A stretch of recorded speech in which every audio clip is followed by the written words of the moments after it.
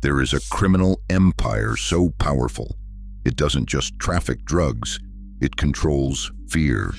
From hidden tunnels beneath the U.S. border to entire cities under its influence. This is the story of the Sinaloa Cartel, the most feared cartel in the world. In the rugged mountains of Sinaloa, long before the world knew the name El Chapo, drug smuggling was already shaping the region's destiny. The story begins in the late 1970s when Pedro Aviles Perez pioneered the use of small aircraft to move marijuana and opium across northern Mexico. These clandestine flights landed on dirt airstrips carved into the hills, ferrying tons of product toward the United States border. The profits transformed poor villages into trafficking hubs, and a new generation of smugglers learned the trade beneath the shadow of the Sierra Madre. By the early 1980s, a syndicate called the Guadalajara Cartel emerged, uniting Sinaloan traffickers under Miguel Angel Felix Gallardo. The cartel's centralized operations, controlling routes from Colombia through Mexico into the United States. Ambitious figures like Ismael El Mayo Zambada, Hector Palma Salazar, and Joaquin Guzman Loera, each with deep roots in Sinaloa, handled logistics, security, and shipments, building a network that blurred the line between local enterprise and organized crime. Airstrips multiplied and fortunes grew, but the system was fragile, held together by alliances and bribes. Everything changed in 1989. Felix Gallardo's arrest shattered the Guadalajara Cartel. The old order collapsed overnight, leaving a power vacuum across the trafficking corridors. In Sinaloa, former lieutenants moved quickly to claim territory and contacts. Zambada, known for his calm and calculating approach, became a central figure, quietly coordinating logistics and forging new partnerships. Guzman and Palma, once junior operators, joined forces with Zambada, leveraging their knowledge of routes, pilots, and suppliers. What began as a scramble for survival soon became an opportunity to build something bigger. By the early 1990s, the Sinaloa Cartel had taken shape, not as a single boss's empire, but as a federation of families and alliances. The airfields remained, but now they fed a growing web of overland convoys, border tunnels, and maritime shipments. The collapse of Guadalajara did not end the trade. It fractured it, allowing Sinaloa to rise from the ashes. In this new world, power belonged to those who could adapt, corrupt, and outlast the competition. The foundations for a criminal dynasty had been laid. Joaquin Guzman Loera, known to the world as El Chapo, stepped into the spotlight not through myth, but by a trail of documented arrests, escapes, and courtroom verdicts. His public saga begins in June 1993, when Guatemalan police captured him near the border and extradited him to Mexico. Authorities held him at Puente Grande, a maximum security prison, on charges of drug trafficking and murder. For 8 years, Guzman ran operations from behind bars, bribing guards and arranging shipments. Then, on January 19, 2001, he vanished from Puente Grande, smuggled out in a laundry cart according to official reports. The escape sent a clear message. Sinaloa's reach extended even into the country's most secure walls. For 13 years, Guzman evaded capture, expanding the cartel's empire with tunnels beneath the border and new alliances across continents. On February 22, 2014, Mexican Marines, backed by United States Drug Enforcement Administration intelligence, stormed a beachfront condo in Mazatlan. Guzman was arrested without a shot fired. President Enrique Peña Nieto announced the capture as a victory, but the celebration was short-lived.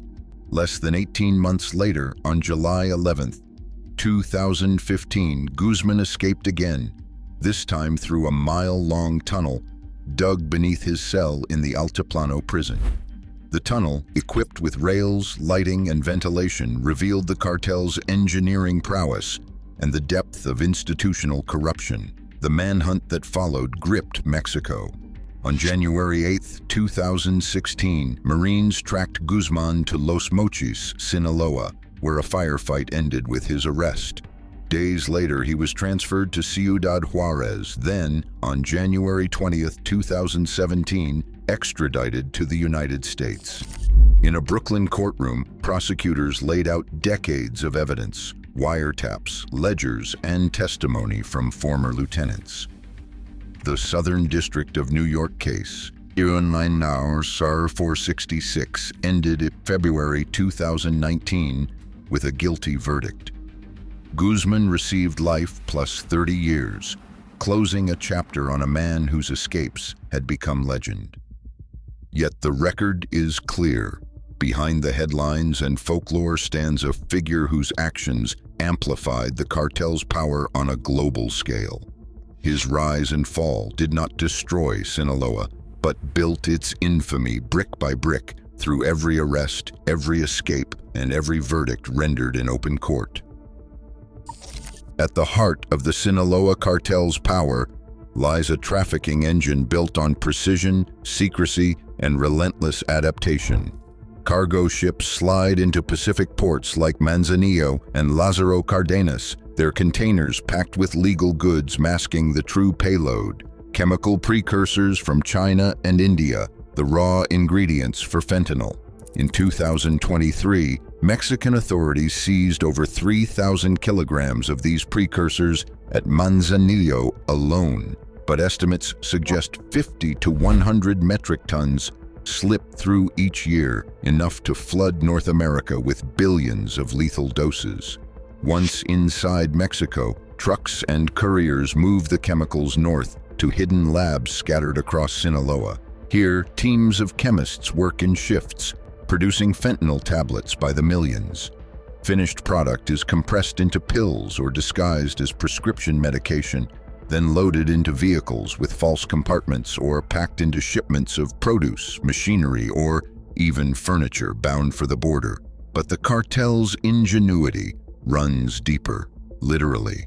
Beneath the border, engineers carve tunnels stretching half a mile or more, equipped with rails, lighting, and ventilation. Since the early 2000s, U.S. authorities have uncovered more than 15 such tunnels between Tijuana and San Diego, some wide enough to drive a small vehicle through. In 2023, a single tunnel near Nogales was found with over 1 ton of fentanyl inside, its entrance hidden beneath a warehouse floor. Money moves just as efficiently.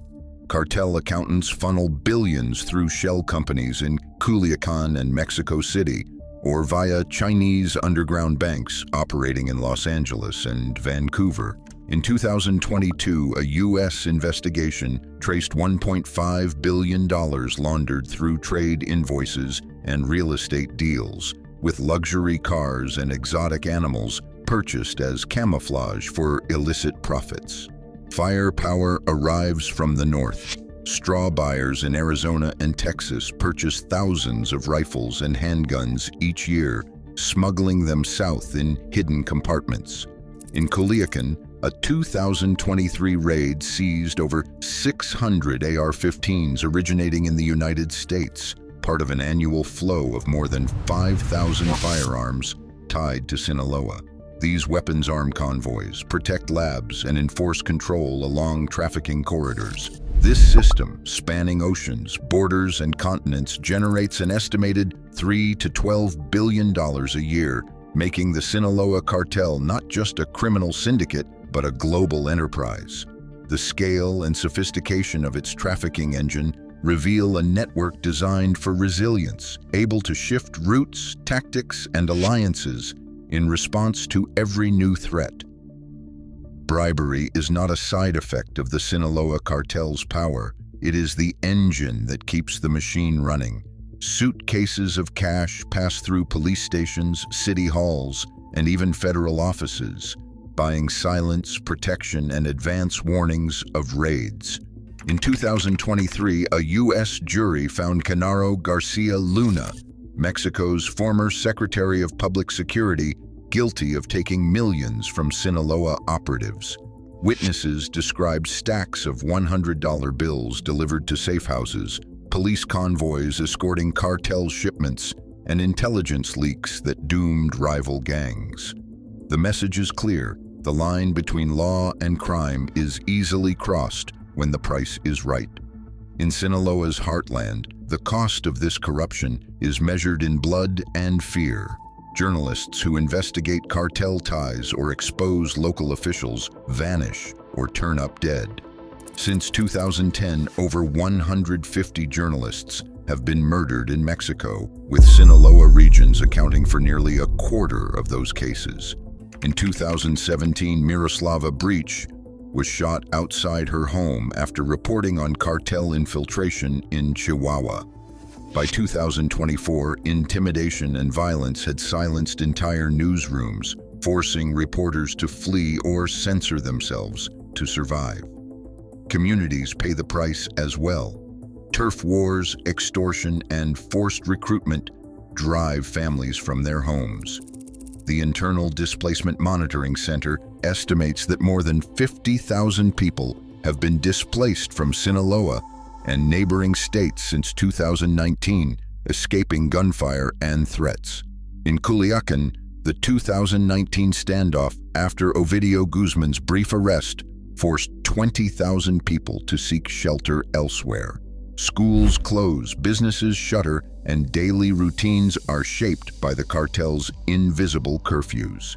Even as leaders fall or factions split, the cartel's ability to adapt remains. Los Chapitos, El Chapo's sons, now battle with El Mayo's loyalists for control of fentanyl profits and trafficking corridors.